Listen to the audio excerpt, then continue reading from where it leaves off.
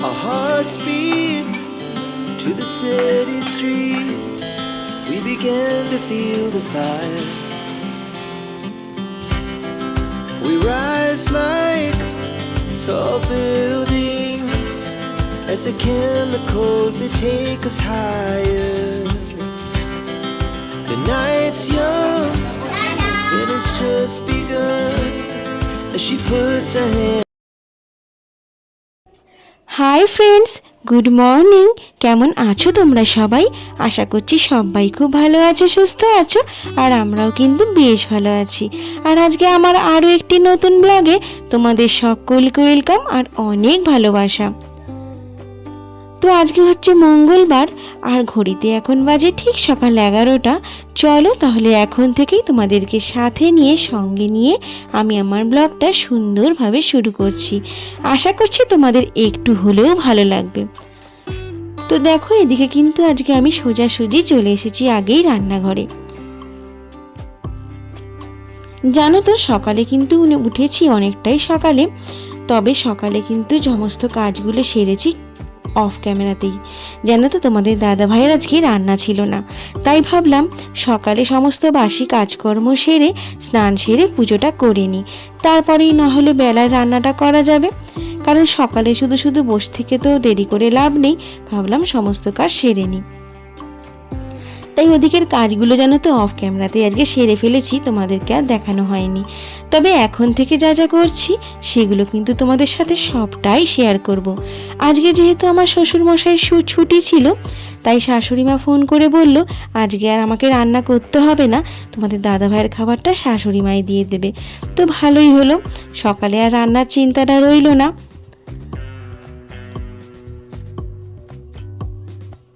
তো দেখো, এদিকে কিন্তু আমি রান্না বসিয়ে দিয়েছি।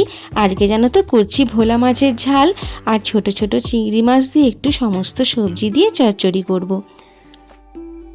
তো দেখো, ওদিকে মাছের ঝালটা কিন্তু আমার মোটামুটি হয়েই গেছে। লাস্টে একটু ধনেপাতা ছড়িয়ে দিলেই একেবারে কমপ্লিট হয়ে যাবে। আর জানো তো, ভোলা মাছের ঝালটা আজকে সর্ষে বাটা দিয়ে আমি করিনি। আজকে না ইচ্ছে হলো যে একটু পেঁয়াজ রসুন দিয়ে করি। তো একটু পেঁয়াজ ফোড়ন দিয়ে আর পেঁয়াজ রসুন আর একটু কাঁচা লঙ্কা টমেটো বাটা দিয়ে আজকে মাছের ঝালটা করেছিলাম। খেতে কিন্তু দারুণ হয়েছিল। আর আমি আর ছেলে খেয়ে নিয়েছিলাম, আর তোমাদের দাদা ভাইয়েরটা রেখে দিয়েছিলাম, ও রাত্রে এসে খাবে। তো দেখো, মাছের ঝালটা কিন্তু আমার হয়ে গেছে।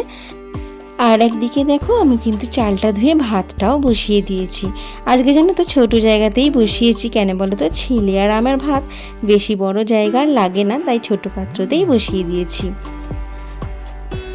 চলো এবার চচ্চড়িটা তাহলে সেরে ফেলি। তো দেখো, এদিকে ছোট ছোট চিংড়ি মাছগুলো আগে একটু ভেজে নিয়েছিলাম।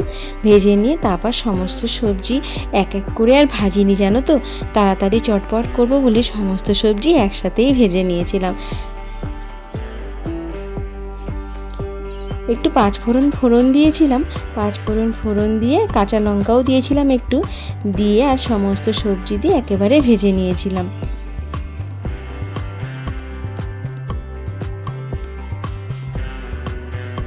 জানো তো, আসলে না অনেক দিন ধরেই চিংড়ি মাছগুলো পড়েছিল, সেই যে শাশুড়ি মা পাঠিয়েছিল তোমাদের দেখিয়েছিলাম না, সেগুলো যেন তো রান্না করাই হয়ে ওঠেনি। তাই ভাবলাম কি করব, রান্নাটা চচ্চড়ির মধ্যেই দিয়ে দিই, তাহলে খাওয়া হয়ে যাবে, পড়েই আছে অনেক দিন ধরে। তো দেখো, আর একটু নুন হলুদ দিয়ে কষে নিয়ে একটু আদা জানো তো একটু গ্রেট করে দিয়ে দিয়েছিলাম। আর খেতে কিন্তু বেশ ভালোই হয়েছিল, জানো তো। আমার কাছে যা যা সবজি ছিল সবই কিন্তু মোটামুটি দিয়ে দিয়েছি, জানো তো, দিয়েই আর করেছিলাম। আর সত্যি কিন্তু সুন্দর হয়েছিল খেতে। জানো তো, মোটামুটি সব রান্না আমার হয়েই গেছে। চচ্চড়িটা হলেই কিন্তু আমার রান্না একেবারেই কমপ্লিট হয়ে যাবে। তারপরে গ্যাস ট্যাস পরিষ্কার করে বাসনটা মেজে আর রান্নাঘরটা পরিষ্কার করলেই কিন্তু আমার কাজ শেষ, জানো তো। আর আজকে কেন বলো তো একটু তাড়াহুড়ো করছি, আজকে জানো তো আমার শ্বশুর শাশুড়ি আসার কথা আছে, মানে দুপুরবেলা খাওয়া দাওয়া করেই আসবে বলেছে। কখন এসে পড়ে, তাই ভাবছি একটু তাড়াতাড়ি সেরে ঘর দোরগুলো একটু পরিষ্কার করে রাখলে সুবিধা হয়।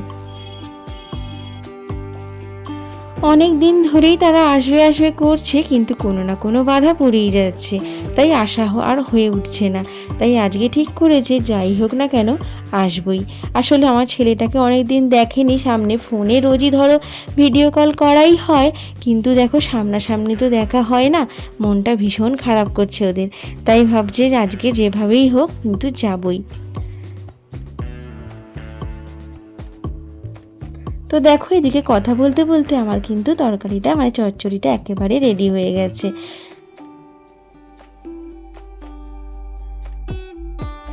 আর এতক্ষণ ধরে আমার যেসব বন্ধুরা আমার ভিডিওটা দেখছো, তোমাদের ভিডিওটা দেখে যদি কিছু ভালো লেগে থাকে তাহলে প্লিজ একটা লাইক কমেন্ট শেয়ার করে দিও। আর আমার চ্যানেলে যদি তোমরা নতুন বন্ধু হয়ে থাকো তাহলে আমার চ্যানেলটিকে সাবস্ক্রাইব করে দিয়ে আমার পাশে থাকার সঙ্গে থাকার অনুরোধ রইল। তোমরা যদি আমার সঙ্গে থাকো তাহলে কিন্তু আমি অনেকটাই এগিয়ে যেতে পারবো। তো দেখো ওদিকে কিন্তু আমার কাজ মোটামুটি কমপ্লিট, তাই রান্নাঘরটা কিন্তু আমি পরিষ্কার করে নিলাম।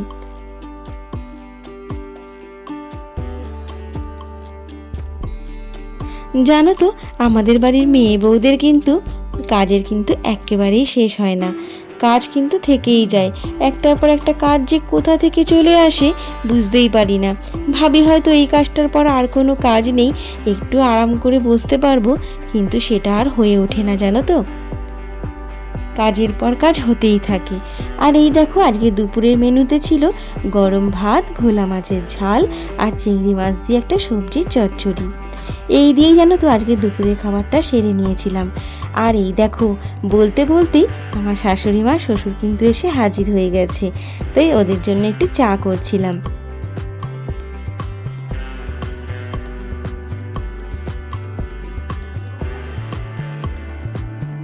তবে এখন জানো তো দুপুর নয়, এখন কিন্তু বিকেল 4টে মতন বেজে গেছে। ওনারা কিন্তু আস্তে আস্তে অনেকটাই লেট হয়েছে। কি বলো তো, যেহেতু ট্রেনের ব্যাপার, ট্রেন রাস্তার ব্যাপার, তো ট্রেন কখন কিরম আসে।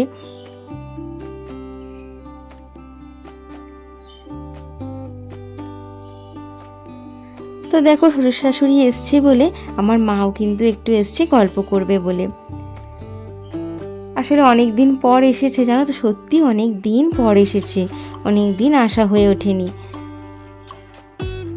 তাই একটু সবাই মিলে বসে গল্প করছিলাম। আর আমার ছেলের জন্য দেখো, ছেলে যেহেতু একটু বিরিয়ানি খেতে ভালোবাসে, তাই ছেলের জন্য জানো তো বিরিয়ানি এনেছিল। আর ও দেখো সন্ধেবেলাতেই সেটা নিয়ে, সন্ধেবেলাও হয়নি, বিকেলই এখন দেখতে পেলে জানলা দিয়ে কিন্তু আলো দেখা যাচ্ছে, তো ও তাড়াতাড়ি করে এটা খুলেই খেতে বসে গেছে। আর দেখো শ্বশুর শাশুড়ি যেহেতু এসেছে, ভাবলাম রাত্রে যেহেতু বাড়ি যাবে, তো রাত্রে গিয়ে জানো তো সত্যি কথা আমাদেরও ইচ্ছা করে না কোথাও থেকে ঘুরে ঘাড়ে গিয়ে আবার যে রুটি করব তরকারি করব, আর ইচ্ছে করে না জানো তো। তাই ভাবলাম যে রাত্রে শাশুড়িকে বললাম তা তোমাকে কিছু রান্না করতে হবে না, আমি এখান থেকে রুটি তরকারি করে দিচ্ছি, তোমরা নিয়ে যাবে, নিয়ে গিয়ে বাড়িতে গিয়ে খাবে আর শুয়ে পড়বে। তা বললো ঠিকই আছে তাই করো। তো এদিকে মা একটু তড়কা করে দিচ্ছিল আর আমি ওদিকে আটা মেখে রুটিটা করছিলাম।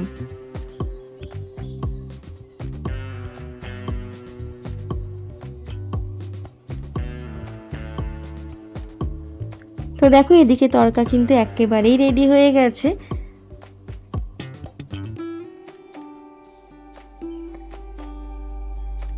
আর এদিকে দেখো আমি রুটিগুলো বেলে নিচ্ছি টপ টপ করে। সত্যি কথাই বলতে জানো তো, কোথাও থেকে ঘুরে গিয়ে জার্নি করে না আর ইচ্ছে করে না যে রোজ আবার রান্না করি নতুন করে রাত্রে খাওয়ার জন্য। তখন মনে হয় একটু সামনে যদি হাতের সামনে খাবার পাওয়া যেত তাহলে খুবই ভালো হতো। তাই শ্বশুর শাশুড়ি মা যখনই আসেন না, আমি তখনই কিন্তু এরকম যখনই রাত্রে বাড়ি ফেরে আমি রাতের খাবারটা করে দিই, যাতে তাদের বাড়িতে গিয়ে আর কষ্ট হয় না, গিয়ে খাবারটা খেয়েই আর শুয়ে পড়তে পারবে।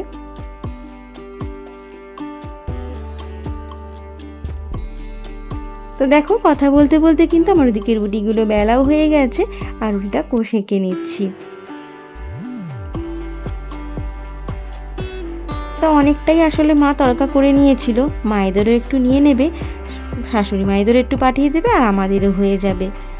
আর মাকে বললাম আজকে এখানেই রুটি করে নিচ্ছি, সবাইয়ের রুটি আমার এখান থেকেই করে নিই।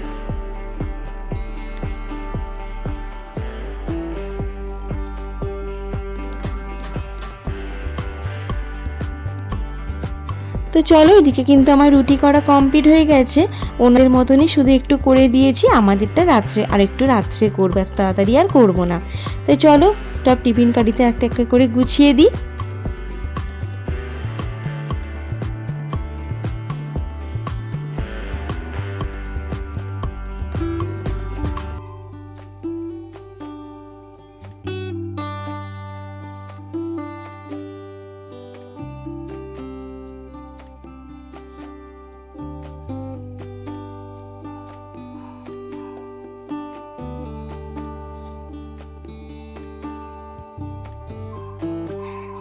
আসলে কি বলো তো, এতটাই গরম পড়েছিল না, এই গরমেতে না কারোরই কোথাও আর যেতে ইচ্ছে করছিল না, জানো তো। আমাদেরকেও অনেক দিন ধরে বলছি যাওয়ার কথা, সত্যি বলছি বিশ্বাস করো, এতটাই গরম পড়েছে না, মানে সত্যি অত দূর আর ট্রেন জার্নি করে আর ইচ্ছে করে না যেতে।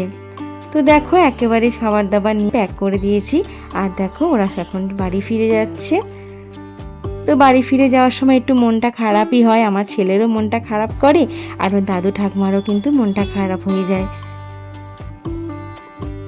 আসলে রোজই ফোনে দেখে, কিন্তু সামনাসামনি তো আর রোজ দেখা হয় না, ওই জন্য মনটা খুব খারাপ করে।